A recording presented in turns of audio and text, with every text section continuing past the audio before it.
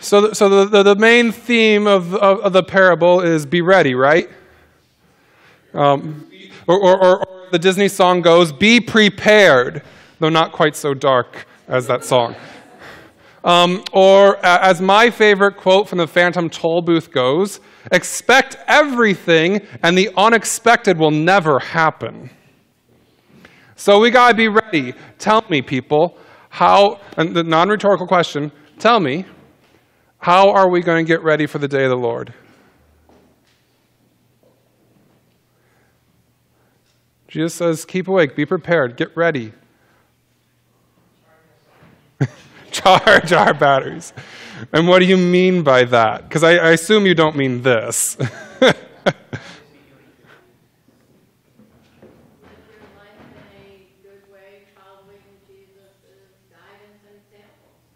Live your life in a good way. Said charge your spiritual batteries. Behave. We were talking this morning about that good Christmas commercial right now where it says the kids can't risk being on the naughty list. Do you want to go play? No, Daddy, I'd rather sit down and talk with you today. Behave. How are we going to get ready?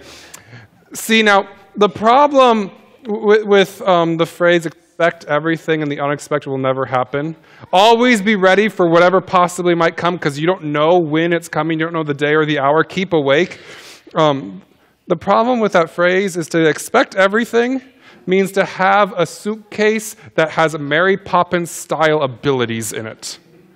That's the only way you can possibly be prepared for everything. Because if you're going to be ready for the possibility of it being 75 degrees outside or -10 or raining all at once, how much do you have to carry with you? If you're going to keep awake, as Jesus says, for you know neither the day nor the hour, how long can you guys go without sleep? 30 hours? 40 hours? Maybe 40 hours? Judy can do it. Or maybe, I was thinking, what are other things we get ready for and how do we get ready for them? And I was thinking, well, let's talk about getting ready for a date. How about that? We all understand this. Just because women tend to have a bit more to do, I'll take on a female persona for the moment. So getting ready for the date. The first thing we got to do, of course, is call up the stylist. Go get our hair done. Go get manicures and pedicures and facials, right? Okay, so all afternoon at the spa. Get ready for no, I don't know if some of you do that or not, but so we got to get ready for our date. It's dates at 7:30, okay? We got 7:30 date. Got to get ready. All right, well, then we get, or we have to take a shower first, maybe. Maybe that's more appropriate. We have to take a shower. Of course, this is a really nice date, so, we got to wash our hair a couple times, use the conditioner. If you shave your legs, got to shave your legs, all that stuff. And then we get out of the shower and we dry off, and of course now we got to do all the other necessities. Put on some deodorant, if you're a guy, cologne. If you're a woman, perfume. Shave if you're a guy. Trim those pesky nose hairs. All that stuff you got to do. Trim your eyebrows a little bit and make sure everything looks really nice. If you got those ear hairs, get rid of those too. Oh yeah. First impressions are important. Let me tell you. All right. All the other stuff, brush your teeth, use the floss, use the rinser thing, use the Listerine, keep going through the whole 9 yards. Okay, now that we've done all that, now we got to do our hair. And some of us, it's quick, but some of us, boy, it takes us a while, doesn't it? So we got to do our hair, and that takes some time. And after we finish doing our hair, this is the modern age, of course. In the modern age, the first thing I do is I take a picture of my hair, message some friends, and say, does this look okay? Are we sure that this looks okay? Feedback, please. And so then after they give me some feedback and I adjust my hair again and take some more pictures and send it to them, and they say, okay, that one looks good. Okay, good. Now we have to pick out an outfit, what to wear. And of course, being, the modern era where we watch TV, the rule is you have to try on like 3 or 4 different outfits, right? You can't just try on one. You pick out a few. And since I don't live with anyone, I got to do the same thing. Try them all on, take a picture, send it to the friends. Try the next one on, take a picture, send it to friends. Try on about 5, send to friends. Which one looks the best on me today? Okay? What? so I can get people's opinions. I got to message my friends and ask what their opinions are. And by the time you're ready, it's 10 p.m. And the date was 2.5 hours ago, and you completely missed it. And now you got a mess to put away. And the question becomes, what was more important?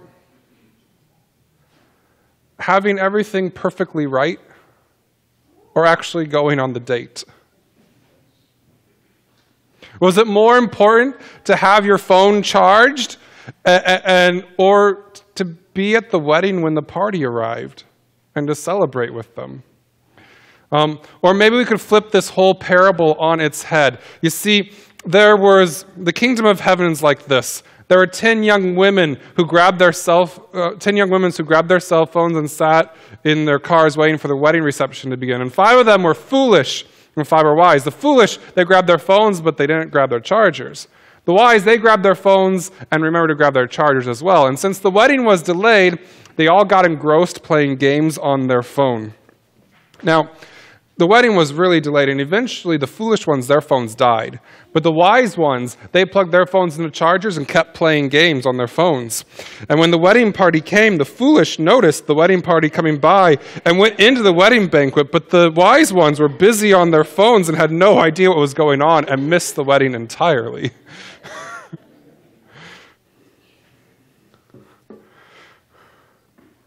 Keep awake basically just means notice what's going on.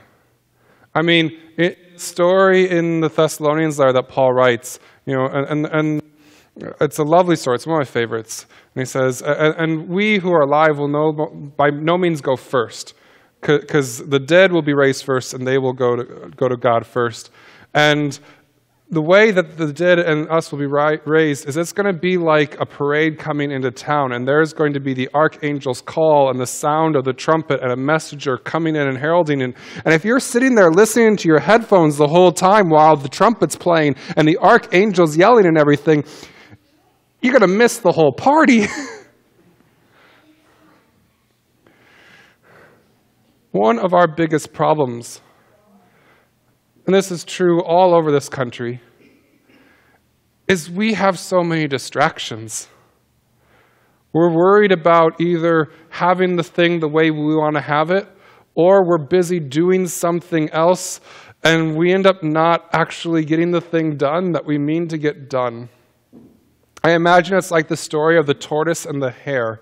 The story of the tortoise and the hare is the one where they go for the race, right? And the hare takes off, and the hare wins instantly. No. And the hare takes off, and the hare's like, well, it's kind of cold outside today. Maybe I should go buy some extra clothes to stay warm. And so the hare goes shopping. And then the hare looks, and here comes the tortoise around the corner. Well, I better take off. Gotta beat that hare. But now I'm really hot in all these extra clothes because I'm a hare. And so maybe I should get some ice cream. And so he stops for some ice cream. And then he sees the tortoise coming around the corner, and he takes off again. And he's like, I'm both hot and cold between the ice cream and the clothing. And also now I'm worn out from running and digesting. I think I'll take a nap. And he finds every little way to be doing something else other than what he was supposed to be doing at the moment, and the tortoise wins the race. I fail to pay attention to the right things all the time. That I have 1,000 different things going on in my mind, and as they're going on, someone's trying to talk to me about something, and I'm thinking about this over here, and then or something else is going on, or I'm busy playing my video game at home, and I'm supposed to be doing that, or I'm on the road and I'm thinking about something going on. I'm talking to my mom on the phone. They talk about those distractions that they actually talk about in the news. Don't hold a phone for a reason, right? We all get distracted so easily and so rapidly. And Jesus says, stay awake. Pay attention to the right things. Notice where God is showing up in the world. because God shows up in the world. And are we busy on our headphones? Are we busy staring at our phones? Are we not looking up at the dinner table to notice what's happening at the family meal? Because this is what we gather around every week. We put down our cell phones and we come up for a family meal to take at least a moment of the week to pay attention to where Christ is showing up in the world. The party's coming this way. Jesus is coming. This is the promise. And the only question is, will we be here waiting for him when he arrives? Or will we be off busy trying to get everything ready the way we think it should be ready?